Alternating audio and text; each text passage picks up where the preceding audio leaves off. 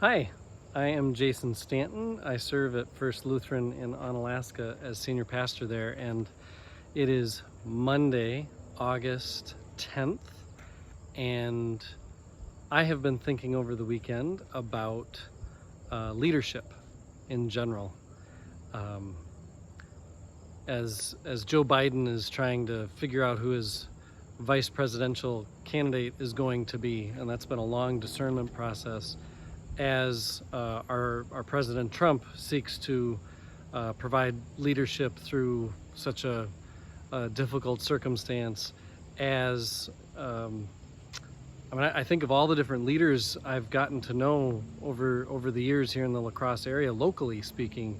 Our kids go to school with former Senator Jennifer Schilling, and when I looked at the ways that she was called to lead, being in the minority within the government, that's an interesting position to be a leader when you can't really, when you don't have much power, which is how a lot of school superintendents and principals and pastors feel right now. As we try to make decisions, we have authority, but we don't necessarily have much power. And so what does leadership look like for a politician, for a school leader, for someone in the health community? All these different ways, and not just in our vocations, but also in our families. How do we offer leadership as parent or grandparent or godparent or among our friend group? And so as I think about, and leadership is something I've always been interested in knowing more about. Is a leader born? Is a leader made? Is it a little of both? And of course, there's lots of books and lots of theories on how leadership works and how to develop leadership. On Friday, a friend of ours, Amy Current, she has served at Wartburg Theological Seminary for years, in a couple different capacities, but we've gotten to know Amy and her husband Sam a little bit over the years as she and he are rostered in our La Crosse area synod, and we had some times with them for a variety of reasons that I won't bore you with. But bottom line, on Friday, on the 5th ballot in the Southeastern Iowa Synod, she was elected bishop, and by 5 votes. It was a very close vote. And it just made me think about, some leaders get elected, some get hired, a bishop gets called. And there are very few pastors I know who have it as their goal to become that kind of lightning rod with that kind of responsibility, especially in a time that is very challenging. And not just COVID related. Even before COVID-19, the church has been in a very challenging time of reinventing ourselves and how to proclaim the gospel in new and a variety of ways. And then I see someone like Amy get elected to be bishop, and I feel encouraged that she will model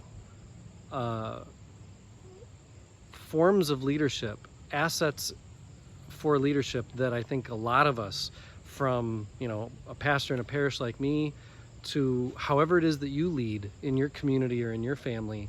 And I was just noodling on this last Friday, and I thought about how a good leader, at least what I've been taught and what I've experienced from good leaders, is a non-anxious presence.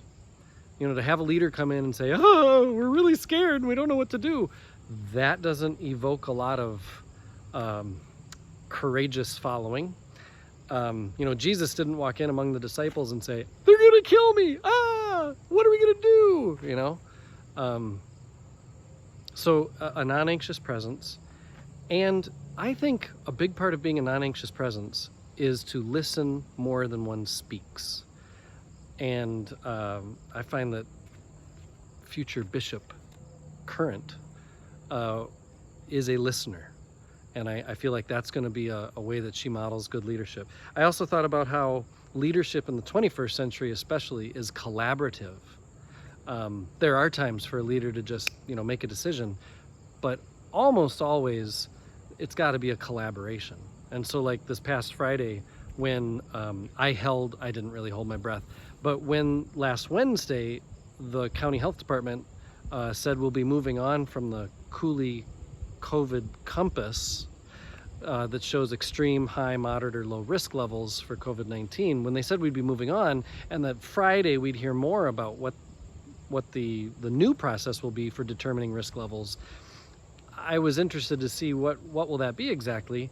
And I know that whatever replaces it, because it's still not clear to me, but whatever replaces it, it's not going to be me or any singular person in any form of life, whether it's hospitals or schools or churches or businesses. It's not going to be just one person saying, well, I think it should go this way, and I think the risk levels are there. And it's going to be a collaborative effort. At least it will be at First Lutheran. And collaboration leads to communication. I think that's another leadership trait. And the last thing I was thinking about is a good leader is bold. And part of being bold is having a willingness to fail, which this is the part of leadership I'm growing into more and more as I get more and more comfortable in my own skin and more comfortable with what God's asking of me in my role. I think I've probably gotten more comfortable with failing during this time of COVID than probably the rest of my life combined. But part of leading is leading. I know that sounds dumb, but like part of being a leader means you stand up and you say, here's what's going to happen and here's what we're going to do. And having come to that conclusion through collaboration, through lots of communication, through listening more than talking, through being a non-anxious presence, but then eventually that culminates in a bold leadership decision. And that's got to come from a willingness to, maybe this won't work, but here's what we're going to do. Anyway, that's what I've been musing on is leadership. As we are in an election year, as we are trying to figure out what to do with schools, and even like, do I attend that wedding? What do I do for that funeral? My family's getting together, my neighbors are getting together. What do I do? What kind of leader am I in my neighborhood or community? I just think it's worth each of us just noodling on what is leadership to me, and what kind of leader do I want to be for the sake of others.